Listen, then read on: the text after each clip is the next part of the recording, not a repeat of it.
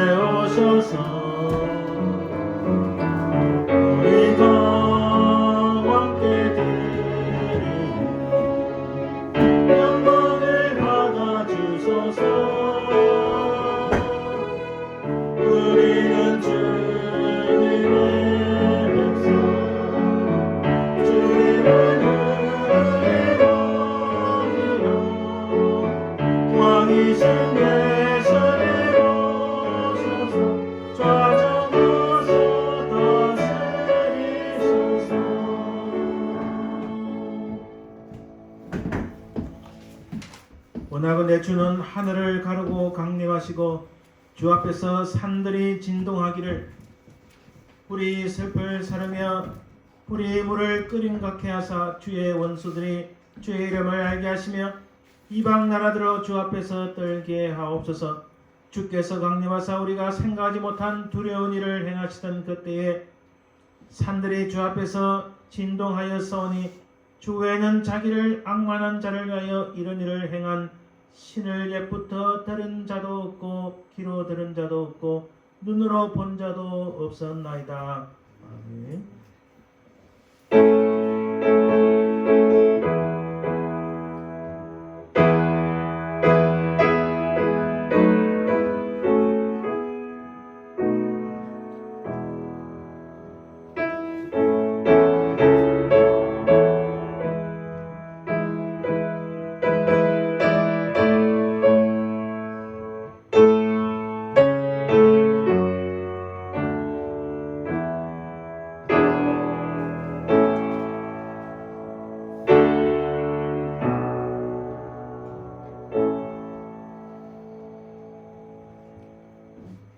높고 높은 보좌에서 이 낮고 낮은 비천한 인생들을 위하여 인간의 육신을 입고 이 땅에 오도록 참으로 그 놀라운 은혜를 베푸신 우리 아버지 하나님, 그 은혜와 사랑을 참으로 감사드리나이다.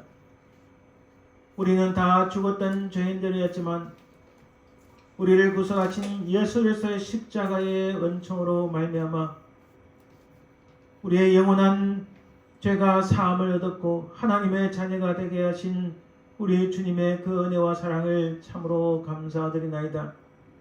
우리가 하나님 나라에 가기까지 이 땅에 사는 동안 우리 하나님의 성령께서 우리 발걸음을 늘 인도하시고 보호하시며 함께 하시는 그 은혜와 사랑을 감사드리나이다. 이 시간 온전히 성삼위 하나님만을 찬송하며 경배하나이다. 하나님, 우리 가운데 좌정하셔서 이 영광을 받으시고 지각한 사단막이 틈타지 말게 하옵소서. 온전히 하나님 앞에 모든 영광을 드리며 거룩하신 우리 주 예수 그리스도 이름으로 기원드리나이다. 아멘. 오늘 성시교독 119번 성탄절 첫 번째 말씀입니다.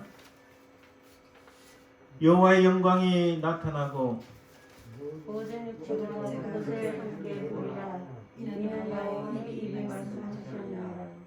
베들레헴 에브라다야 너는 유다 족속 중에 작을지라도 이스라엘을 다스릴 자가 내게서 내게로 나올 것이라.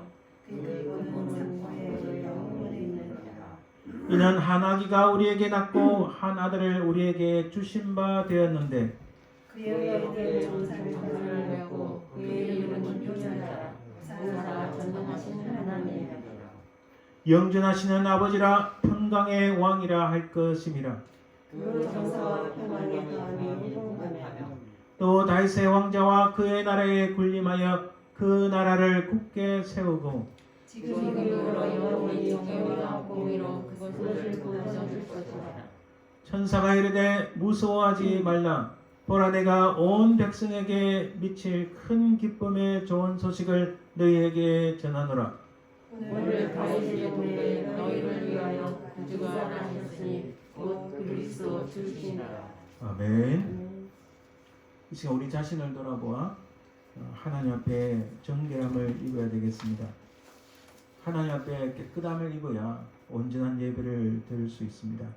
우리 지나간 시간들 돌아보아 우리의 부족하고 연약한 것들 하나님 용서하여 주옵소서. 간절히 참회의 기도를 함께 드립니다.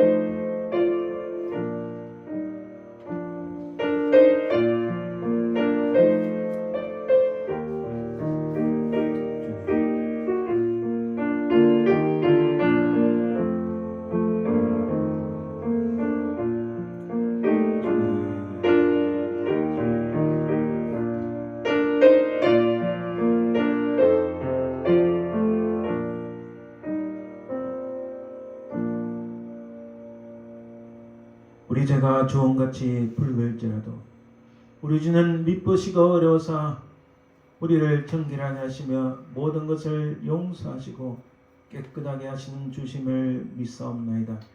이 시간 우리를 위하여 흘리신 주의 보혈을 의지하여 우리 모든 죄와 허물들을 부족하고 연약한 것들을 주의 십자가 밑에 내려놓으니 하나님의 우리를 새롭게 하시고 정결하게 하시고 우리 모든 죄악들을 용서하여 주옵소서. 이 시간 살아계신 우리 주 예수 그리스도의 그 이름을 의지하며 간절히 기도드리나이다. 아멘. 사도신경으로 우리 신앙을 고백합니다. 전능하사 천지를 만드신 하나님 아버지를 내가 믿사오며 그 외아들 우리 주 예수 그리스도를 믿사오니 이는 성령으로 잉태하사 동정녀 마리아에 나시고 본저 빌라도에게 고난을 받으사 십자가에 못 박혀 죽으시고 장사한 뒤 사흘 만에 죽은 자 가운데서 다시 살아나시며 하늘에 오르사 전능하신 하나님 우편한 자 계시다가 절에서 산자와 죽은 자를 심판하러 오시리라. 성령을 믿사오며 거룩한 공예와 성도가 서로 교통하는 것과 죄를 사하여 주시는 것과 몸이 다시 사는 것과 영원히 사는 것을 믿사옵나이다. 아멘. 찬송 32장 드립니다. 사랑이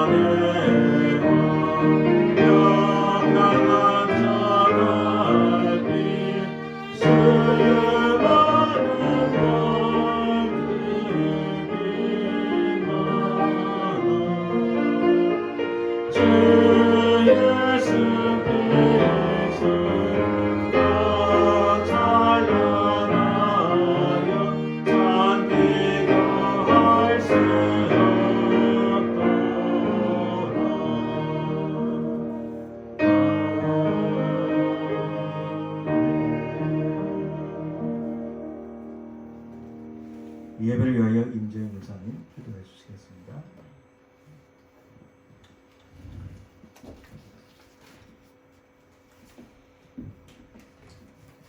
천지 만물의 창조주이시며 저희들의 생사화복을 주관하여 주시는 거룩하신 아버지 하나님, 하여와 같은 큰 은혜의 진심으로 감사를 드립니다. 저희들 이 땅에 사는 동안 오로지 주님만을 의지하고 저희들이 아버지 하나님 바랄 것은 저희들이 아버지 하나님 영생을 위하여 돌아가신 우리 주님의 십자가의 보혈의 공로로 저희들을 또 죄사함 받게 하여 주시고 자녀로 인쳐주시는 진심으로 감사를 드립니다.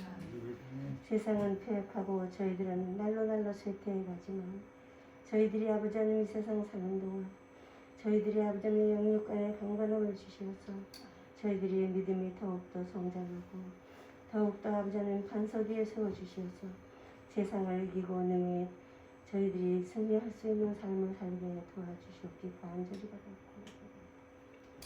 아버지 하나님, 지금은 너무나 아버지 하나님 환난의 때이고 역병으로 인하여서 많은 사람들이 쓰러져 가고 있는 이 때에도 저희들 아버지 하나님 이렇게 강건하게 붙잡아 주시어서 저희들 아버지 하나님 이 자리에 나와 찬양과 경배를 드렸게 하니 아버지 하나님 무한히 감사를 드립니다.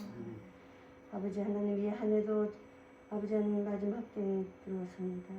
지난 1년을 뒤돌아볼 때 저희들이 한 것은 아무것도 없고 아버지 하나님 정말 모든 것이 다 잘못된 것뿐이고 회개할 일들 뿐입니다.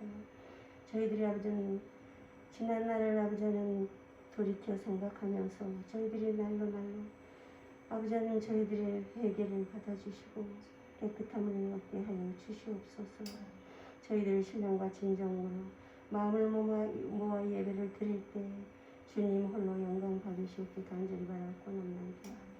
다니엘 세우신 김문봉 목사님 날로 세임 주시고 새 능력 주시어서 강건하게 붙잡아 주시고 아버지 하나님 피곤치 않게 도와주시어서 저희들에게 말씀을 전하실 때 저희들의 영이 아버지 하나님 눈이 뜨고 귀가 열려서 그 말씀을 잘 받아들여서 저희들이 아버지 하나님 정말 강건한 삶을 살아갈 수 있도록 남은 여생을 지켜주시옵기 간절히 바라고 원합니다.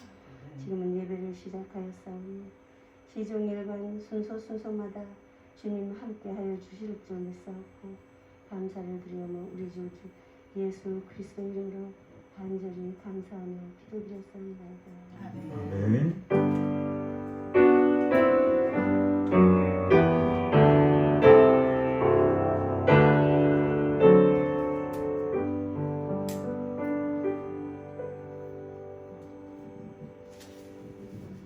찬송 112장 그 맑고 환한 밤 중에 찬송드립니다.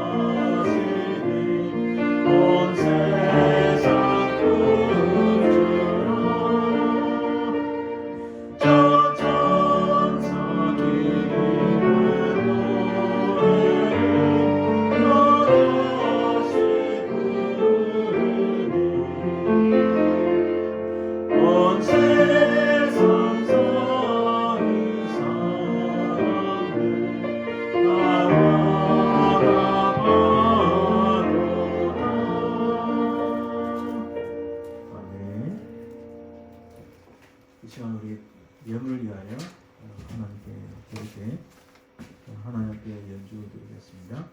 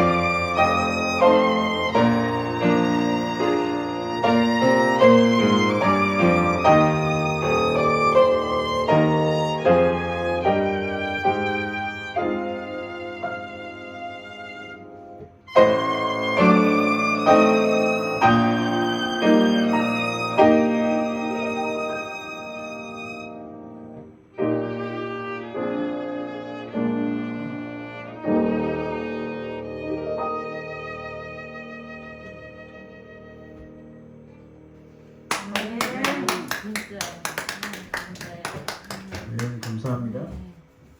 너무 잘. 진짜 잘. 은혜가 팍팍 들어. 예물을 위해서 기도하겠습니다. 은혜로우신 아버지 하나님 감사합니다. 참으로 우리의 정성을 합하여 주님 앞에 이 예물을 드립니다. 하나님, 이 예물만 아니라 우리의 몸과 마음과 정성을 주께 드리길 소망합니다. 이 예물을 받아주시고 이 예물을 통하여 하나님 나라 확장되고 주의 기뻐하시는 많은 일들이 일어나게 하옵소서. 드린 손길마다 복되게 하시고 그들의 삶 속에 하나님 참으로 주께서 하늘의 보화로운 창고를 여사 수많은 것들로 하나님 축복해 주옵소서. 감사드리며 거룩하신 예수님 이름으로 기도드립니다. 아멘. 오늘 하나님 말씀은 누가복음입니다. 누가복음 2장 8절에서 20절 말씀. 누가복음 2장 8절에서 20절 말씀입니다.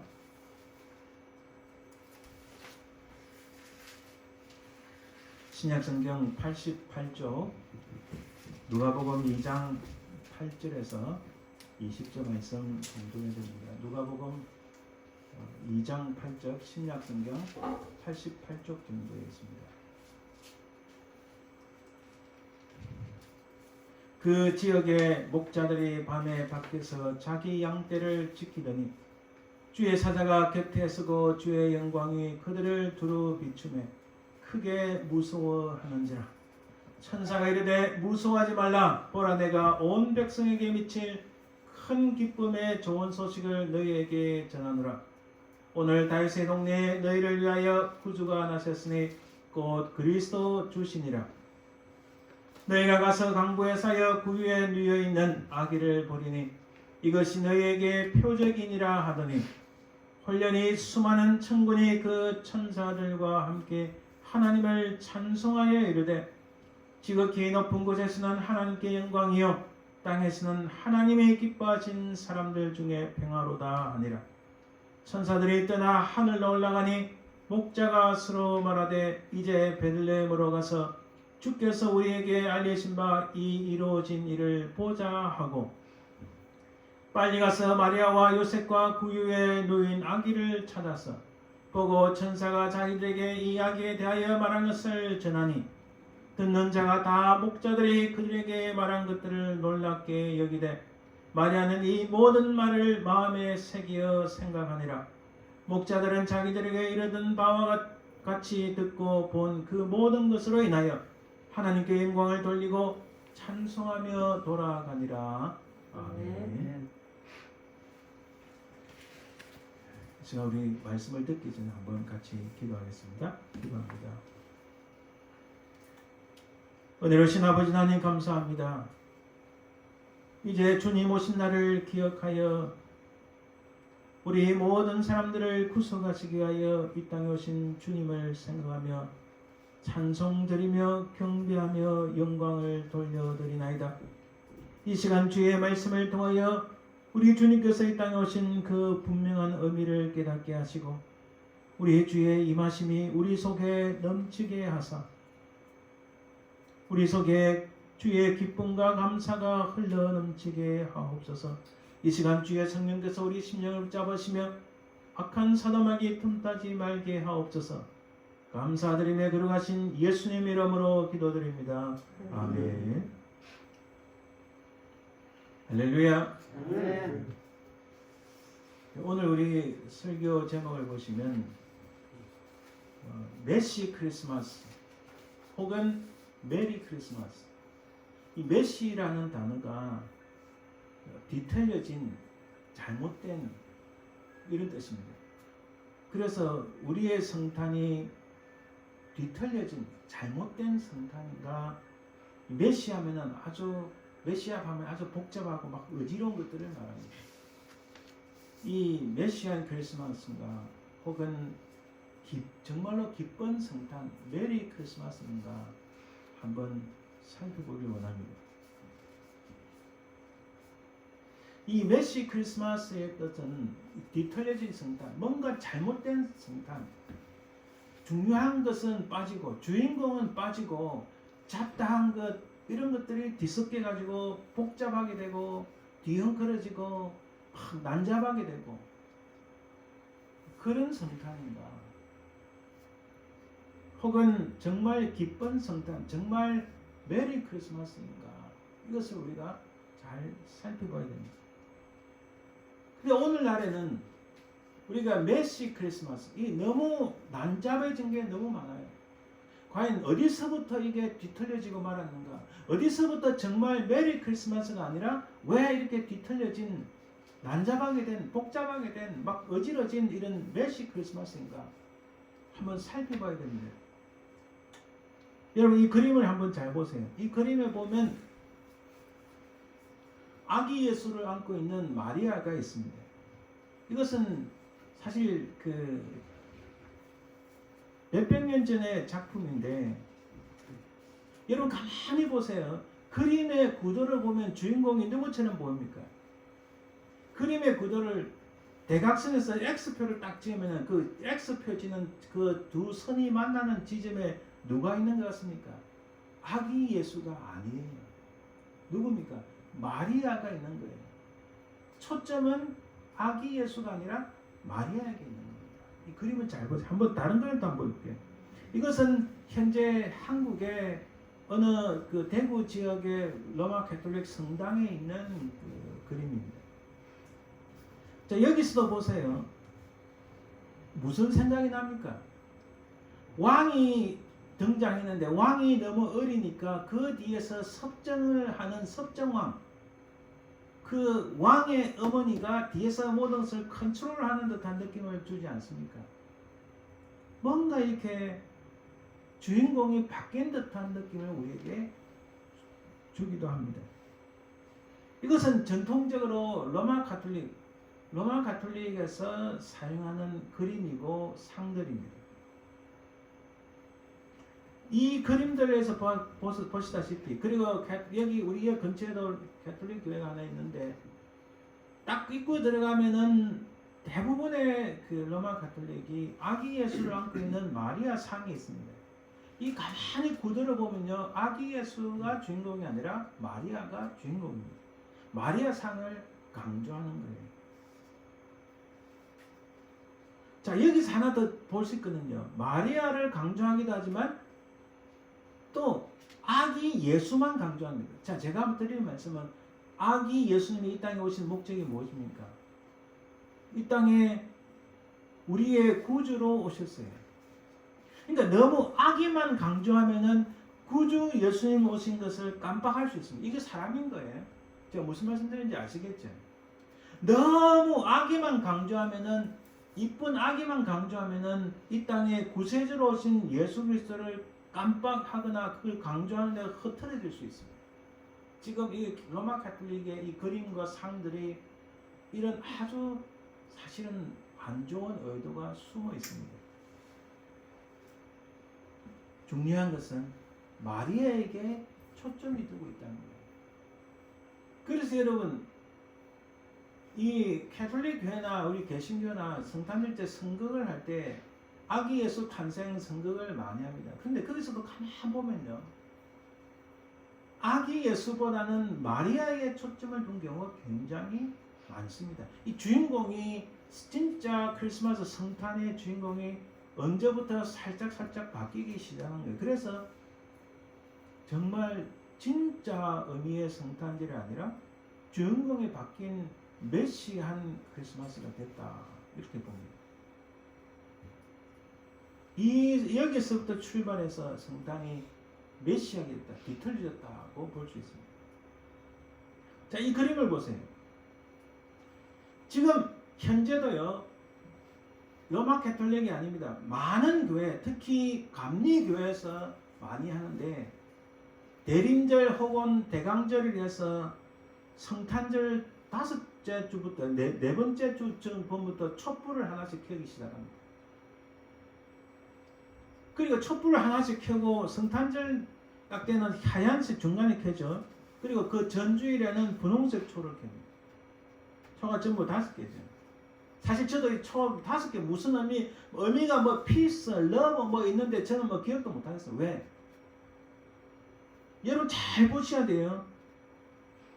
우리가 하나님 앞에 이 예배를 드리는 것이 정말 기뻐서 하나님을 찬송하는 것이, 그리고 기뻐서 하나님 앞에 예배 드리는 것이 정말 주님, 우리를 구속하신 아기 예수님의 탄생을 축하하기 위하여, 감사하기 위하여 드리는 예배인지, 예전이라는 것은요, 그냥 뭐라고 할까요? 혹시 가보신지 모르겠지만은 감리교회나 혹은 루트란 교회는, 제가 그 미네소타 있을 때 루트란 그 신학교인데 루트란 예배를 많이 봤습니다. 아주 화려한 옷을 입습니다. 자기 발끝까지 양쪽에 후드를 쫙 펼치고 화려한 색깔, 흰색 있고 후드는 아주 그린 색깔로 화려하게 빨간색 금대 다 두르고, 여러분 그렇게 드린다고 하나님 예배를 받으시고, 그냥 평범한 옷을 입는다고 하나님 예배를 안 받으시나요? 자, 제가 드리는 초점은요, 성탄절 때 성탄을 맞이해서 촛불을 켜고 안 켜고 이게 중요한 게 아닙니다. 너무 촛불에만 강조하다 보면은 예배 시간에 촛불 드리는 그 의식을 거룩하게만 생각하는데, 그게 아니고 실제 예배의 주인은 누구세요? 하나님. 그리고 특히 성탄과 관련돼서 예배를 드릴 때 주인공은 예수 그리스도입니다. 그분에 대한 생각을 잊어버린 거예요. 우리가 같이 기도 그룹하는 모임에도 오늘인가 어제인가 카톡이 딱 들어왔는데 뭐 몇 번째 촛불을 켰습니다. 제가 가슴을 쳤어요. 이 개혁파 교회, 개신교 교회 목사들이 이런 의미를 생각 안 하고 뭐 몇 번째 촛불을 켰다 하는 걸 보고 제가 막 마음이 너무 아픈 거예요. 이거 나쁜 거 아닙니다. 그러나 그것을 떠나서 더 중요한 것은 이 성탄절이 교회가 주인공인가 누가 주인공인가 생각을 해봐야 된다는 거죠. 교회가 주인공이 아니고 그 촛불을 켜는 그 당사자들이 이 성탄의 주인공이 아니고 진짜 성탄의 주인공은 바로 주님이라는 사실을 망각할 수 있기 때문에 하는 드릴 말씀입니다. 그래서 우리는 개혁주의라는 말씀은 매일 하나님의 말씀으로 새롭게 드려야 되는데 이런 형식보다는 내용이 있어야 됩니다. 제가 형식을 무조건 나쁘다고 보는 건 아닙니다. 우리가 1월 첫째 주일에 우리가 이게 성찬식을 못했으니까 1월 첫째 주일 새해를 맞이해서 성찬 예식을 하려고 합니다. 성찬 예식을 할 때 저도 가운을 입고 합니다. 그때 가운은 다 의미가 다른 겁니다. 형식을 무조건 나쁘다고 말하는 게 아닙니다. 이 형식은 예전 예배 의식인데 특히 여러분 그 동방정교회나 뭐 이런 데 가면요 막 연기를 한 거 이렇게 몇 번 흔들고 몇 번 흔들고 막 이 몇 번 흔드는 것 때문에 역사 속에서 싸움이 일어나고 이 그림은 되고 이 그림은 안 되고 그런 것 때문에 여러분 지금의 이스탄불 옛날에 그 콘스탄티노플이라는 도시가 이슬람에게 정복된 역사가 바로 그겁니다. 그림 논쟁, 그림 싸움 때문에 이스탄불, 옛날에 콘스탄티노플이 망한 거예요. 눈에 보이는 이게 촛불 켜고 안 켜고 이게 중요한 게 아닙니다. 더 중요한 것은 우리의 심령 속에 우리의 이 정말 성탄의 주인공이 누구냐? 이 예전, 의식을 가지고 하나님의 역사가 일어나고 하나님의 성령이 일어나면 다 하죠. 그걸 통해서 일어나는 게 아니라는 거예요. 갈수록 이 성탄의 의미가 점점 멀어져 가고 점점 로마 캐톨릭을 닮아가는 이런 모습 때문에 제가 붕괴를 하는 겁니다. 이 말씀은요. 이 말은 눈으로 보는 것보다 더 중요한 것은 귀로 듣는다. 모세가 말씀하셨어요. 쉐마 이스라엘 백성들아 들어라. 이스라엘 백성들은 하나님의 말씀을 들어야 되는 공동체였어요. 예수님이 말씀하셨어요. 귀인 남자는 들을지어다. 예수 그리스도를 믿는 사람들은 하나님 말씀을 듣는 공동체예요. 이 보는 공동체가 아니고. 이런 생각들 때문에 점점 성탄이 뒤틀려져 버리고 원래 의미를 상실해 가고 있다는 사실입니다. 자, 이 그림을 한번 보세요. 이거는 우리가 제가 말씀 안 드려도 잘 아실 겁니다. 성탄의 주인공이 누구예요? 산타가 되어버렸죠. 성탄을 생각하면은 크리스마스 캐롤이 생각나지 않을 수 없어요. 뭐 이거 나쁜 거 아닙니다. 또 성탄을 생각하면 선물. 저도 이 성탄 맞이했는데 우리 애들한테 뭐 해야 되나? 와이프한테 무슨 선물이 되나? 이게 벌써 머리가 아픕니다. 머리가 아픕니다. 무슨 선물을 해야 되나? 선물을 하고 안 하고 이거 선물하는 거 다 좋습니다. 너무 좋아요. 왜? 나누는 거니까. 기쁨을 나누는 거니까. 그런데 시간이 지나갈수록 이 성탄이 산타를 생각하고 캐롤성을 부르고 선물을 주고받는 이것이 진정한 주인이 되어버렸다는 거죠. 진정한 주인은 아기 예수의 탄생을 인하여 우리가 기뻐하니까 노래를 부르고 기뻐하니까 선물을 주고받는 거예요. 이 주객이 전도되어 버렸다는 사실입니다. 우리가 크리스마스 노래를 부르는 진정한 의미는 무엇일까요? 선물을 진짜 의미는 기뻐서 감사해서 즐거워서 노래를 부르고 선물을 나누는 겁니다. 이것은 나눔과 기억입니다. 감사해서 나누고 주님 오신 그 은혜에 감사해서 기억을 하기 때문에 나누는 거예요. 자, 그런데 이런 잘못된 것을 인하여 성탄이 뒤틀려져 버렸다는 사실입니다. 오늘날의 모습입니다.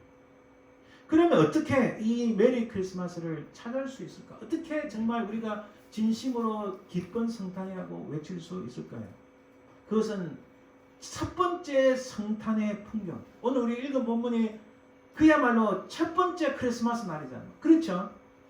첫 번째 성탄의 그 모습 속에서 찾아볼 수 있습니다. 오늘 우리에게 필요한 것은 복잡하거나 뒤틀린 성탄이 아니라 너무나 단순한 모습의 성탄이라는 거예요.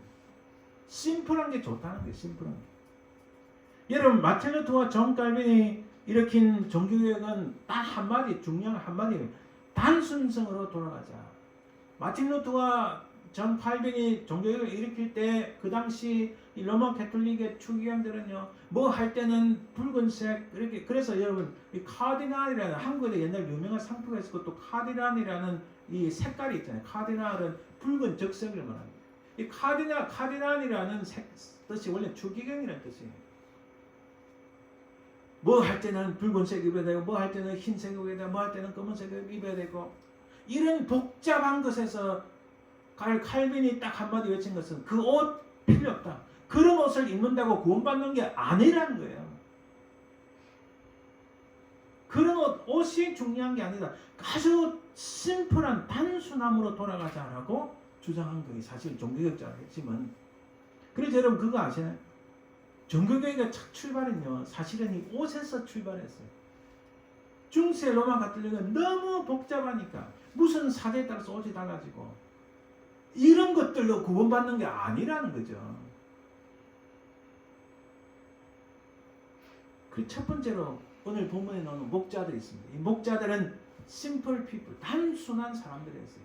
여러분 단순한 일에서 이게 뭐 아무것도 생각 없고 이런 사람들 말하는 게 아닙니다. 한번 오늘 본문 보시면 그 지역의 목자들이 밤에 밖에서 자기 양떼를 지키더니 주의 사자가 곁에 서고 주의 영광이 그들을 두루 비추며 크게 무서워하는지라. 여러분 이거 잘 기억하세요. 당시의 목자들은 천민 취급받았습니다. 자, 이스라엘은요 원래 유목민족이에요. 유목민족. 양떼를 몰고 여기저기 옮겨 다닙니다. 그런데 첫 번째 왕이 누구예요? 사울 왕이잖아요. 사울이 왕이 되고 나서 왕이 되려면 뭐 해야 됩니까? 자기는 한 곳에 정주해야 됩니다. 또 자기를 보호하기 위해서는 성을 쌓아야 돼요. 이 벽을 쌓아야 되잖아요. 성이라는 것은 곧 성벽을 쌓는 것 말합니다. 또 자기를 보호하기 위해서는 사람을 모으고 군대를 만들어야 됩니다. 자, 그렇게 하려면 어떻게 됩니까? 자기의 고난을 자기한테로 중앙 집권화, 자기한테로 몰리게 해야 됩니다. 그럼 사람들을 한 곳에 정주하게 되고 군대를 만들고 자기 중심으로 세력을 만들려면은 유목민족들은 감당할 수가 없어요. 할 수가 없어요. 그렇잖아요. 그래서 사울왕 이후로 이스라엘도 유목 생활에서 농경 생활로 넘어갑니다. 이게 밭 갈고 농사 지어야 되는 거죠. 이 농경 생활의 핵심은 권력이 중앙에 집권화된다는 것을 의미합니다. 자, 그런데 여기에 반길던 건 아니지만 여기에 따라가지 않고 나는 그래도 들판에서 양떼치며 살 거야 하는 이 사람들은요, 자동적으로 쇠퇴합니다. 자동적으로 아주 바보 취급을 당해요. 자동적으로 어떤 법적인 권리를 행사하지 못해요. 그래서 이 유목민족이 목자들이 법정에 가서 정인으로 설레도 정인 채택을 시켜주지 않습니다. 너는 퀄리파이 되지 않았다. 너는 정인으로 채택될 그런 사람이 아니다. 그런 부류의 인간들이 아니다. 이렇게 된 거예요. 그러니까 목자들이 얼마나 서글픈 인생입니까? 천민 취급받은 거예요. 제가 조금 전에 말씀드린 것처럼 사울왕 이후로 중앙 집권이 하다 보니까 이 유목민들이 변방층으로 밀려납니다. 하지만 그들은 자신들의 일을 최선을 다하고 있었습니다. 2장 8절에 보니까 밤에 밖에서 자기 양떼를 지키더니 자기 일에 최선을 다하는 사람들이었어요. 실제로는. 근데 우리 이런 질문을 할 수 있습니다. 근데 왜 주의 사자가 이와 같은 인류 최대의 소식을, 이런 최대의 기쁜 소식을 하필 천민 취급받는 목자들에게 전해주실까? 그것도 처음 성탄의 소식입니다. 첫 번째 성탄 소식을 왜 다른 사람들 아닌 왜 목자들에게 전해줬을까? 다른 사람 어떤 사람들일까요? 정치권을 쥐고 있는 왕이나 왕자들, 혹은 종교권을 쥐고 있는 바리새인들, 서기관들, 혹은 학문권을 쥐고 있는 많은 학자들, 경제권을 쥐고 있는 사학가들에게 먼저 알려주지 않고 왜 비천한 목자들에게 먼저 알리셨을까요? 여러분 궁금하지 않습니까? 왜 천사들이 나타나서 들판에 있는 이 목자들에게 알렸을까? 굉장히 아이러니합니다. 옛날 구약의 선지자들의 예언을 연구하는 그런 바리새파나 그런 선지자나 혹은 뭐 그런 서기관들의 학자들에게 이 소식을 알린 게 아니라 아무것도 모르는 비천한 취급을 받는 목자들에게 이 첫 번째 성탄 소식을 알려주신 거예요. 왜냐하면 여기에 답이 있습니다. 복음은 평범하고 단순한 사람들을 위한 진리라는 거예요. 이 굉장히 중요합니다. 이것은 복음이 신분이 낮은 사람, 평범한 사람, 무지한 사람, 단순한 사람, 즉 이걸 히브리어 말로 하면 암하레츠인데 암하레츠라는 말은 땅의 백성들이라는 뜻이에요. 이 땅의 백성들이라는 말이 구약성에 많이 나옵니다. 암하레츠라는 말은요, 그저 평범한 백성들, 유명한 사람이나 사업가나 뭐 엄청난 뭐 제사장이나 바리새파 사람들, 뭐 왕이나 이런 사람들이 아니라는 거예요. 그냥 평범한 사람들. 이 평범한 사람들을 하나님께서는 전혀 배제하지 않으셨다. 오히려 이 평범한 사람들, 그러나 자기 일에 성실히 행하는 이 사람들에게 첫 번째 성탄의 소식을 주신 겁니다. 할렐루야. 이게 놀라운 겁니다. 여러분, 예수님이 부활하셨어요. 예수님께서 부활하시고 첫 번째 예수님 부활의 소식을 그 무덤에 가서 친히 목격한 사람들 누군지 아세요? 여자들이에요. 예수님 당시에 1세기의 여자들은요, 아까 말씀드린 목자들처럼 법정의 정인으로 채택될 수가 없어요. 여자들 아무리 100명, 1000명 모아와도 정인으로 채택되지 않습니다. 여자들은 남자들과 다른 대우를 받았어요. 근데 예수님의 첫 번째 예수님의 부활을 처음 그 무덤을 보고 그 부활의 소식을 알린 사람들은요, 여자들이에요. 할렐루야. 여러분, 이거 생각해 봅시다. 예수님의 첫 번째 탄생을 비천한 취급을 받는 목자들, 예수님의 부활은 그 당시 사실 법정의 정인으로 채택될 수 없는 그런 사실은 비루한 삶을 살았던 여인들, 앞으로 예수님께서 재림에 오실 소식들을 누구에게 말씀하실까?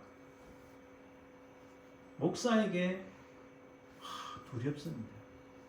야, 너는 안다고 하면서도 모르는 게 너무 많아. 너는 믿는다고 하면서도 너 믿는 게 아니야. 이런 말씀하실까 심히 두렵습니다. 아무도 모르겠죠. 주님께서 재림 오시는 그날의 그 놀라운 광경을 처음 목격할 사람들이 누구일지. 핵심은 이겁니다. 진정으로 진심으로 주님을 사모하는 사람, 암하레츠, 하나님의 그 땅의 백성들에게 속한 사람들이 그것을 볼 것이라 저는 믿습니다. 물론 복음은 왕, 제사장, 서기관, 학자, 사학과와 같은 높은 위치에 있는 사람들도 구원하지만 도리어 평범하고 단순한 사람들이 먼저 복음을 받아들이며 믿으며 기뻐했다. 오늘 본문도 그렇지만요, 여러분 역사 속에서 예수님을 믿으라고 선포할 때에 정치가들이, 지금만 말하는 게 아닙니다. 정치가들이 예수님을 잘 믿었을까요? 노입니다. 돈이 엄청나게 많은 사업가들이 예수님을 믿었을까요? 노입니다. 여러분, 우리가 록펠러 이야기하는데 록펠러는요, 우리가 알고 있는 록펠러는 아주 사악한 사람입니다. 록펠러는 저 뉴욕의 저 빌딩에서 엄청난 사람들을 죽여가면서 돈을 번 사람이에요. 그가 뭐 어떤 사람은 11조, 그거 전혀 아닙니다. 아주 사악한 사람이에요. 예수님 믿었다. 너 예수 믿는 사람 아닙니다. 예수님 믿었다면 그런 나쁜 짓. 그래서 그가 죽었을 때 펜실바니아 자기 고향에 묻히지 못하니까 폭풍우 치는 밤에 몇 사람이 와서 그 사람을 저기 묻어 넣어준 거예요. 아주 나쁜 사람. 사업가들요 역사 속에서 예수님 믿었나요? 안 믿었어요. 지금도 마찬가지입니다. 지금도 미국에는 부자들 예수님 믿는다. 순 거짓말이에요. 겉으로만 이래요. 뒤로는 나쁜 짓, 온갖 나쁜 짓 다 하는 거예요. 내가 유명한 제사장이고, 내가 유명한 바리새파 사람이고, 내가 기독교 역사 속에서 엄청난 일을 했는데 예수님을 잘 믿은 사람들 물론 많이 있습니다. 그러나 정말 평범하고 오직 예수를 믿으라 하는 그 말씀에 단순히 듣고 믿은 사람들은 정말 단순한 사람, 평범한 사람들이 대다수라는 겁니다. 이게 역사가 증명합니다. 고린도전서 1장 27절에 이렇게 말씀합니다. 그러나 하나님께서 세상의 미련한 것들을 택하사 지혜 있는 자들을 부끄럽게 하려 하시고 세상의 약한 것들을 택하사 강한 것들을 부끄럽게 하려 하시며, 예? 지혜 있는 자들을 부끄럽게 하고 세상의 약한 것들을 택하사 강한 것들을 부끄럽게 하신다. 그러므로 이 복된 성탄절에 하늘 영광 보좌를 버리시고 이 땅에 낮고 낮은 곳에 오신 예수님을 생각하며 우리가 해야 될 것은 목자처럼 그 복음을 받는 순간에 들음으로 받아들이고 우리 자신이 겸손해져 낮춰야 된다는 사실입니다. 그게 오늘 목자처럼 첫 번째 성탄의 큰 기쁨의 소식을 받는 사람들의 자세라는 거예요. 자, 두 번째로 보면은 복음은 이 큰 기쁨의 좋은 소식은 누구나 깨달을 수 있는 복음입니다. 아주 심플합니다. 아주 단순한 진리예요. 오늘 본문 말씀 이렇게 말씀합니다. 천사가 이르되 무서워하지 말라. 보라 내가 온 백성에게 미칠 큰 기쁨의 좋은 소식을 너희에게 전하노라. 오늘 다윗의 동네에 너희를 위하여 구주가 나셨으니 곧 그리스도 주시니라. 너희가 가서 강보에 쌓여 구에 누워 있는 아기를 보리니 이것이 너희에게 표적이니라 하더니. 여러분, 단순한 진리, 이 단순한 진리는 뭘까요? 그 다른 데 있지 않습니다. 굉장히 단순한 진리는 개인적입니다. 천사가 말합니다. 내가 너희에게 전하노라. 지금 천사가 전하고 있잖아요. 진리는 개인적입니다. 우리 부모님 믿는다고 내가 구원받는 거 아닙니다. 내 와이프가 내 남편이 예수님 잘 믿는다고 구원받는 거 아닙니다. 이것은 천사가 말씀하시는 음성을 각 개별 목자들이 들은 것처럼 우리가 복음의 소식을 내 스스로가 듣고 믿음으로 받아들일 때에 하나님의 역사가 있고 진정한 나에게 큰 기쁨의 좋은 소식이 된다는 겁니다. 이 복음은요, 단순한데 굉장히 긍정적입니다. 큰 기쁨의 좋은 소식이라고 말씀합니다. 이것은 또 보편적이고 우주적입니다. 이게 무슨 의미냐면 천사가 선포하는 이 진리는 목자들에게만 해당되는 게 아니라 온 세상 모든 사람들에게 해당한다는 말씀입니다. 그래서 내가 온 백성에게 미칠 큰 기쁨의 좋은 소식을 너희에게 전하노라 라고 말씀하시는 거예요. 이 단순한 진리의 내용은 무엇입니까? 11절에 말씀합니다. 오늘 다윗의 동네에 너희를 위하여 구주가 나셨으니 곧 그리스도 주시니라. 여러분, 목자들은 제사장, 서기관, 학자와 같은 종교인 지식인들이 아니었지만은 깨달을 수 있었어요. 진리는 심플합니다. 구주가 나셨으니 곧 그리스도 주다라고 선포하는 거예요. 복잡한 데 있는 거 아닙니다. 진리는 누구나 깨달을 수 있는 이 목자들조차도, 목자들은 지식인들 아닙니다. 목자들은 학자들이 아니에요. 그런데 듣고 깨닫고 아주 단순한 진리였습니다. 지금까지 두 가지 말씀드렸죠. 목자들 같이 들음으로 바로 믿는 이 심플한 사람이 되어야 되고, 또 하나는 진리는 아주 심플하고 단순합니다. 단순한 이 진리 우리에게 선포되었다는 겁니다. 구주가 나셨으니 곧 그리스도 주라고 말씀하시는 겁니다. 그래서 복음이란 듣고 가서 보고 하는 것 간단한 진리입니다. 아기 예수님은 단순한 분이 아니었지만 그의 탄생은 누가 봐도 알 수 있는 단순하고 쉬운 것이었습니다. 이것은 목자가 봐도 알 수 있는 것이고 무지한 사람이 보고도 쉽게 알 수 있는 아주 간단한 단순한 사실이었습니다. 여러분 이처럼 복음은 쉽고 단순한 것이기에 말구에 태어난 아기가 우리의 죄를 용서하는 구주라는 이 복음을 몰랐다고 핑계댈 수 있는 사람은 아무도 없다는 거예요.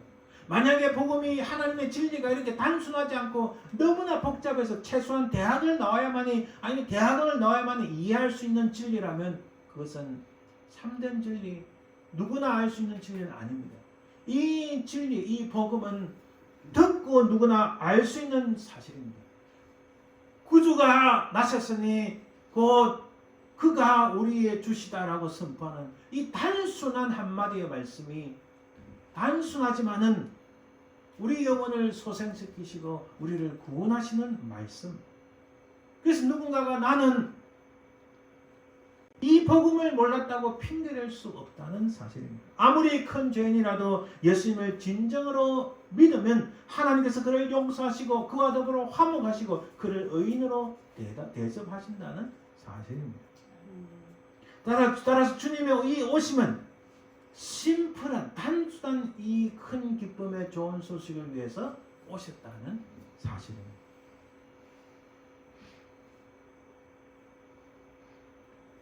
그러나 이 복음이 결코 얄팍한 것이 아닙니다. 쉽고 단순하지만 결코 천박하거나 값싼 것이 아닙니다. 하나님께서 우리 인생들을 온 세상에 좋은 소식이 되시기 위하여 큰 기쁨의 좋은 소식이 되시기 위하여 아주 단순하게 이 구원의 소식을 전했지만은 이것은 천박한 게 결코 아닙니다. 절대로 값싼 것이 아닙니다. 2000년 동안 수많은 학자들이 이 복음을 연구하여 수십만 권의 책을 썼음에도 불구하고 지금도 여전히 써내고 또 써야 할 만큼 이 진리는 심오함에 있습니다. 제가 미국에서 공부할 때 그 미시간에 있는 학교도 미네소타에 있는 학교 그 도서관을 제가 말씀드리고 싶은데 미시간에 있을 때 도서관은 책이 제가 알기로는 한 40만 권에서 50만 권 정도 있습니다. 1층에서부터 6층까지 책이 너무 많아서 참 그 분류는 잘 됐습니다. 야, 누가 과연 이 많은 책을 지었을까? 제가 미네소타에 있을 때 미네소타에서 그 도서관도요. 도서관이 지하 2층에서부터 지상 4층까지 도서관 안에 한쪽에 전부 책입니다. 자료를 찾기 위해서 지하 2층에서 지상 4층까지 막 오르락 내려 수없이 했습니다.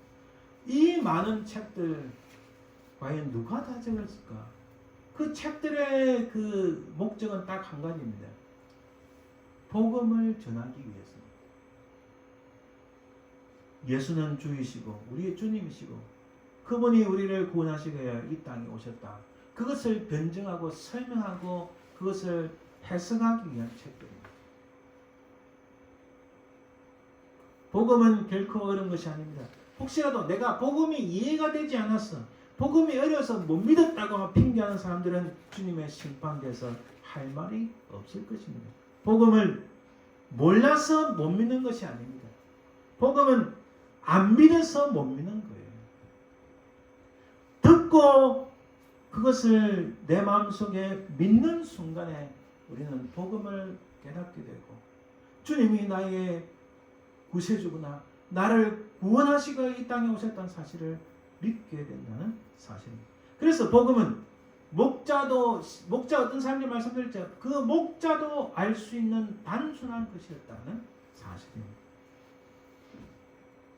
이런 복음을 위한 천사들의 찬송이 오늘 본문에 나옵니다. 13절 14절 보니까 홀연히 수많은 천군이 그 천사들과 함께 하나님을 찬송하여 이르되 지극히 높은 곳에서는 하나님께 영광이요 땅에서는 하나님이 기뻐하시는 사람들 중에 평화로다 이렇게 말씀합니다.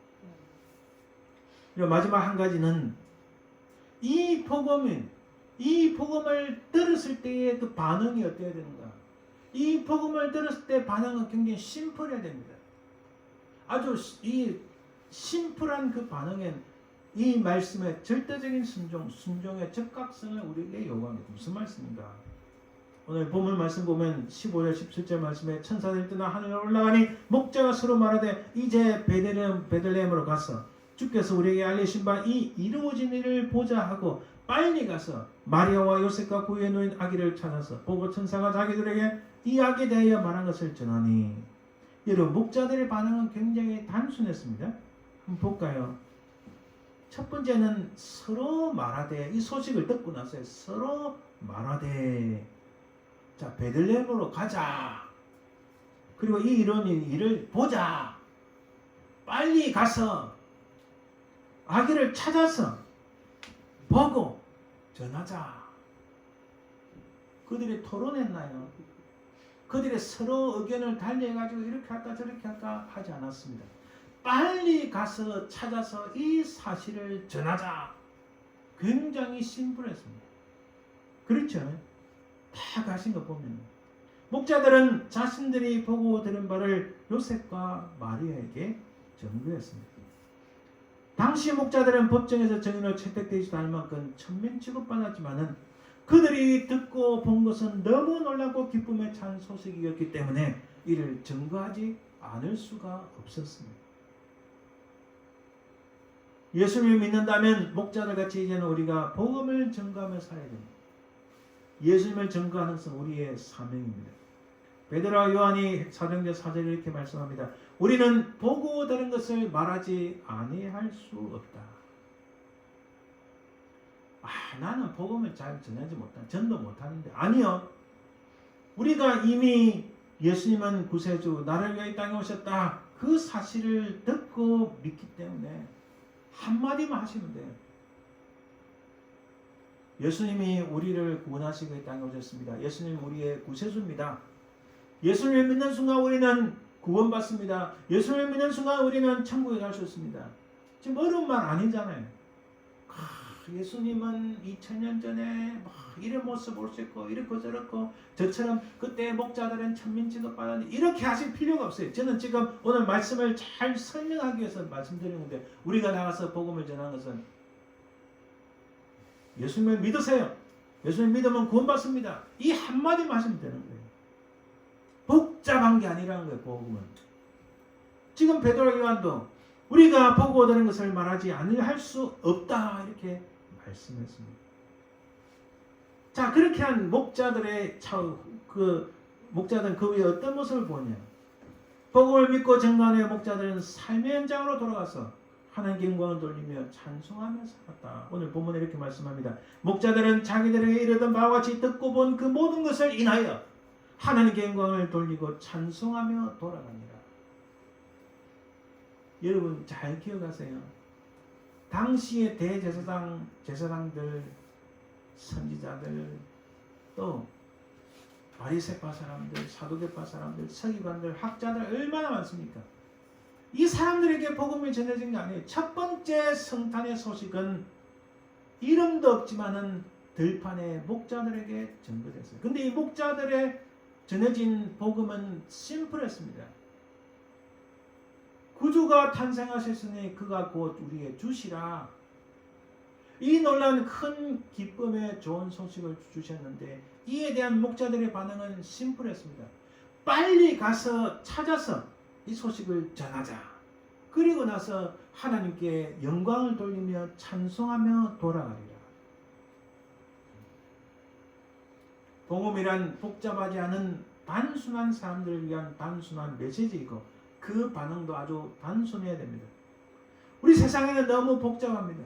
지금 성탄이라 하지만 이제 며칠 성탄인데 너무 복잡해 세상이. 그렇죠? 막 온 나라 안에 성탄을 맞이해서 돈을 벌기 위한 상업주의가 판을 칩니다. 성탄에 본질적인 의미를 잃어버린 채 엉뚱한 것들이 수없이 많이 나타납니다. 이 복잡한 세상에서 우리는 이런 단순성을 회복해야 됩니다. 고린도서 11장 3절에 이렇게 말씀합니다. 뱀이 그 관계로 하와를 미혹한 것 같이 너희 마음이 그리스도를 향하는 진실함과 깨끗함에서 떠나 부패가 두려워하노라. 여러분 여기서 사도 바울이 말씀합니다. 진실함과 깨끗함이라 하는데 이 진실함의 뜻이 뭔가? 이 원래 진실함의 뜻은요, 단순하다는 겁니다. 이 단순함은 순수함을 의미합니다. 순진함을 의미합니다. 겸손함을 의미합니다. 성실함을 의미하는 거예요. 세상이 복잡해지고 뱀이 하와를 미혹한 것 같이 이 세상이 우리의 마음이 그리스도부터 떠나게 하려고 하는 수많은 것들이 생기지만 사도 바울 우리에게 필요한 것은 진실함과 깨끗함. 이 진실함은 순수함, 믿음의 순수함, 믿음의 겸손함이 우리에게 필요하다고 말씀합니다. 결론 맺습니다. 그러면 어떻게 메리 크리스마스를 찾을 수 있을까? 처음 우리 질문이었습니다. 마리아를 통해서요? 아닙니다. 교회에서 촛불을 밝힘으로 아닙니다. 이 세상에 있는 각양 선물들과 감미롭고 흥겨운 캐롤송을 들음으로 이 메리 크리스마스가 회복될 수 있을까요? 그 메리 크리스마스를 진짜로 찾을 수 있을까요? 이런 데 있지 않습니다. 성탄절에 즐거워하지 말라는 것이 아닙니다. 본래 의미를 발견하자는 겁니다. 그 어둠의 터널을 지나고 있는 사람들에게 예수님의 이름이 들려집니다. 너희를 위하여 구주가 나셨으니 곧 그리스도 주시니라. 인생의 긴 암흑 같은 터널을 지나고 있는, 고난의 터널을 지나고 있고 고통의 터널을 지나고 있는 이들에게 들려진 음성이 너희를 위하여 구주가 나셨으니 곧 그리스도 주시니라라고 외치는 소리가 들립니다.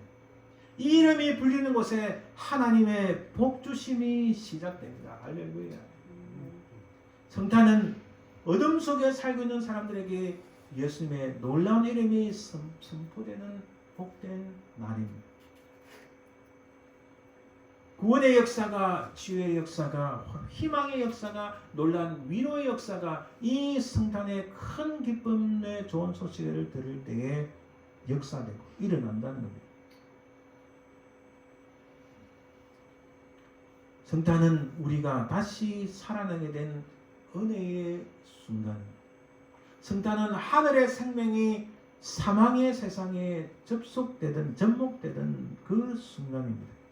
성탄은 지옥의 백성이든 우리에게 최초로 하늘의 백성이 될 수 있는 복음이 전해지는 바로 그 순간입니다. 그러므로 성탄의 복음의 깊은 의미를 깨달은 사람들은 성탄의 복음을 듣고 감격합니다. 가슴이 떨립니다. 이 복음을 나가서 전해야 될 줄 믿습니다.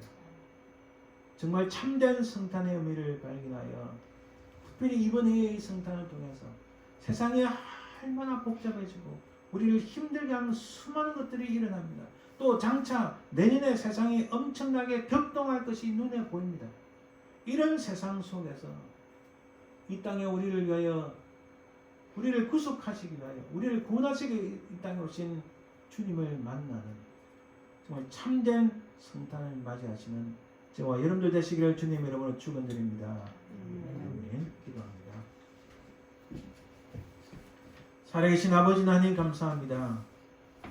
참 우리는 부족하고 연약하고 죽을 인생인데 우리를 위하여 이 땅에 사람의 몸을 입고 오신 하나님의 독생자 예수 그리스도의 그 은혜를 참으로 감사드립니다.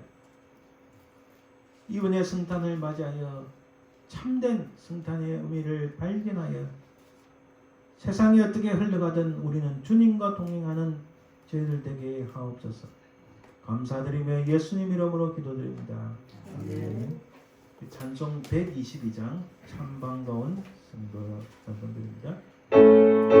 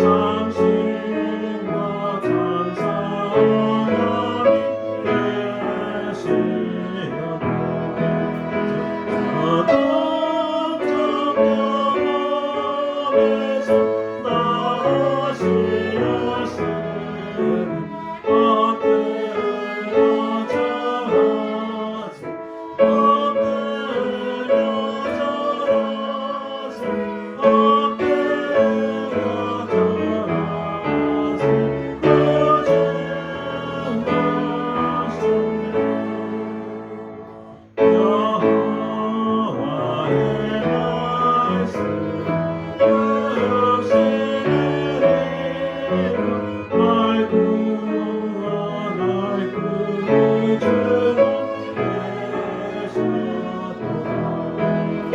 늘 감사 찬송 주 앞에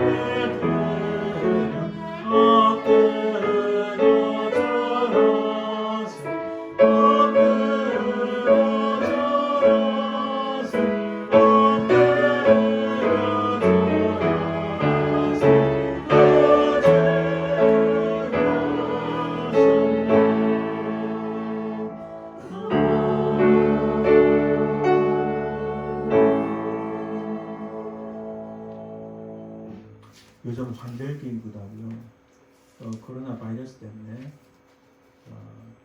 여러 가지 유의하시고 늘 건강하시길 바랍니다. 특별히 우리 임정남 권사님께서 간절히 기도해주시고 우리 김관종 집사님 키모테라피 항암 치료를 받고 있는데 간절히 기도해주시면 감사하겠습니다. 우리 기도하고 축도함으로 예배 마칩니다. 살아계신 아버지 하나님 은혜를 감사합니다. 이 세상이 갈수록 패역해지고 악한 것들이 수없이 등장하는데 아버지 하나님 우리의 모든 삶을 지키시고 보호하여 주옵소서. 이 세상 무엇이 우리를 지키고 우리를 하나님의 선한 곳으로 인도할 수 있겠나이까? 우리 하나님의 성령께서 우리 각 사람들의 심령과 그 삶의 현장을 지키시고 보호하여 주옵소서. 특별히 아버지 하나님 이 약한 바이러스로 인하여 우리가 어려움을 당하지 않도록 하시고 주의 성령의 권능으로 이 모든 악한 것들을 패하여 주옵소서. 그것을 인하여 아버지 하나님 수많은 사람들이 신음하며 고통받는데 그들을 위로하시고 그들을 치유하여 주옵소서. 아버지 하나님 우리 임정남 권사님을 기억하시고 그 영혼을 불쌍히 계시고 하나님의 성령의 권능으로 붙잡아 주옵소서. 음식을 섭취하고 소화하고 배설하는데 어려움이 없게 하시고 아버지 하나님 음식을 잘 드심으로 하나님 힘을 얻고 특별히 그 속에 하나님의 성령께서 늘 기쁨과 감사 흘러넘치게 하옵소서. 아버지 하나님 우리 김관영 집사님을 불쌍히 계시고 그가 이 힘든 키모테라피 기간 동안 기력이 쇠하지 않도록 하나님 힘을 더하시고 그에게 더욱 믿음을 주셔서 강하고 담대해질 수 있도록 도와주옵소서. 오늘 이 자리에 참석한 모든 주의 백성들 그 머리 위에 하나님의 성령께서 은혜 위에 은혜를 베풀어 주시고 하나님 우리 주님의 그 권능으로 악한 것들을 침투하지 않도록 주여 도와주옵소서. 지금은 살아계신 우리 주 예수 그리스도의 은혜와 아버지 하나님의 그 크신 사랑과 성령의 교통하심 인도하심 역사하심이 세상이 흔들리고 믿음의 땅에 떨어지며 우리 주님 오신 그 의미를 다 쇠퇴시키는 이 악한 세상 속에 있지만은 그러나 이 땅에 우리를 구속하시기 위하여 우리를 구원하시기 위하여 오신 우리 주님의 그 성단의 참된 의미를 발견하여 늘 주님과 동행하며 살아가길 소망하는 모든 주의 백성들 위해 그 삶의 현장 위에 모든 가족들 위해 지금부터 영원토록 항상 함께 있을지어다. 아멘.